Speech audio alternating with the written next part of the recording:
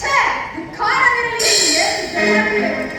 ಅರ್ಜುನ, ನೀವು ಸಹ ಸಂಧಿಗೆ ಸಮ್ಮತಿಸಿದಂತೆ ಇಂದು ಮಹಾ ಮೇಧಾವಿಗಳಾದ ನಕುಲ ಸಹದೇವರು ಅಣ್ಣನ ಮಾತಿಗೆ ತಲೆಬಾಗುವರು. ನರೇಂದ್ರನೊಂದಿಗೆ ಏಕಮಾಗಿವೆ. ನೀವು ಸಹ ನಿಮ್ಮ ಬುದ್ಧಿಗಳ ಅಭಿಪ್ರಾಯತೆಯ ಸಂಧಿಗೆ ಸಮ್ಮತಿಸಿವೆ. ಹೇಗೆ ಹೇಳಿದೆ?